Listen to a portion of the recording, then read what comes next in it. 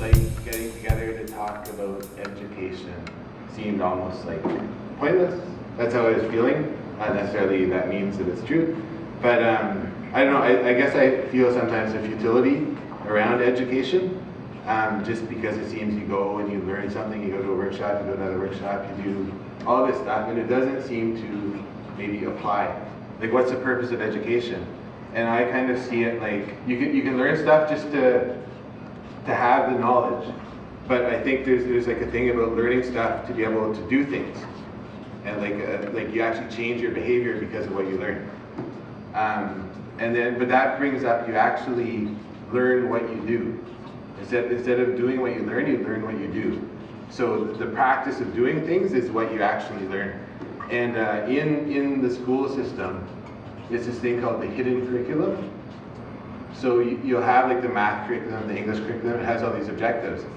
But the other thing that's being learned is when students go to school, they learn you have to get to a certain spot by the bell, and you have to sit down and face the front, and you have to divide up subjects.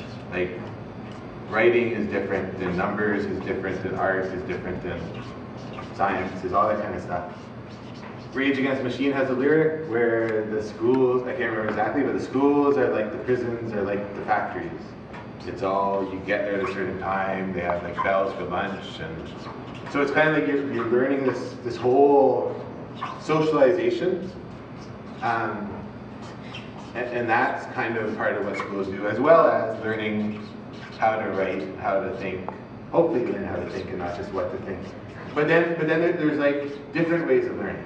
So like we talked about lecture style of learning. A lot of people in schools listen to their teachers a lot of time. People will go to hear speakers or panels, but there are other ways to learn. There's project-based learning. My understanding of that is you're working on something, you're trying to accomplish something, and you're learning all the different things you need to be able to accomplish that goal or that project. And it's kind of like more holistic because it's what you need, as opposed to just someone says this is what you should learn.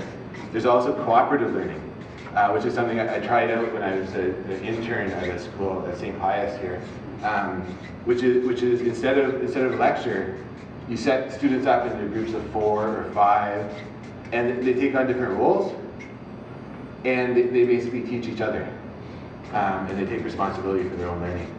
And just on a side note, when I did that, I found out the teacher who I was like interning with actually told all the students that, oh, it's okay if you don't learn this, I'll teach it once he's gone. So it's kind of like totally like, but the other thing is the kids aren't ready, like they aren't used to it. They're used to, you sit in class, you listen to the teacher, then you work on your own.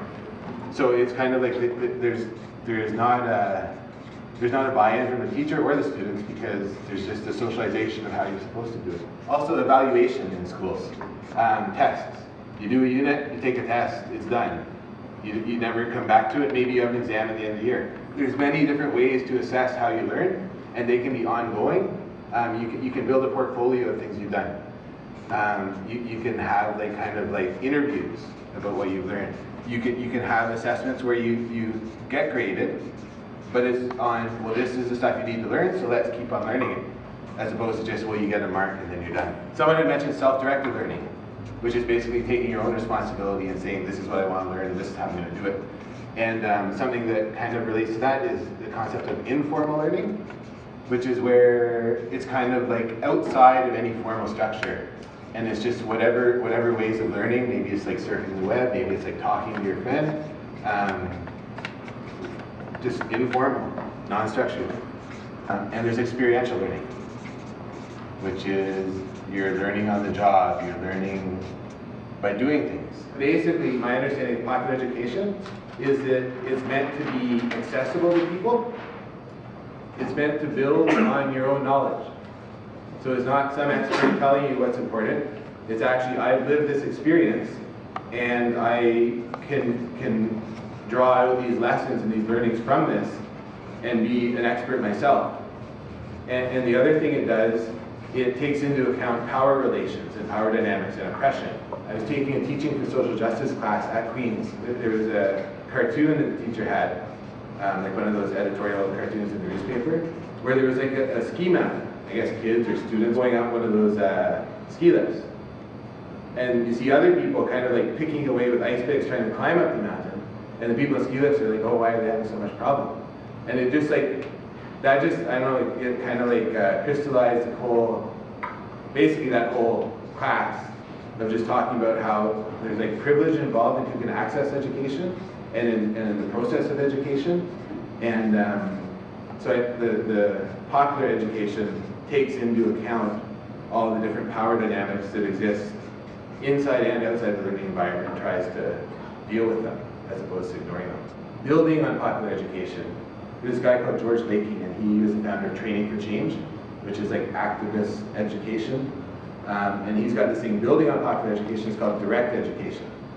And from what I understand, it's kind of the same thing as popular education, but it talks about building a container to hold the learning environment.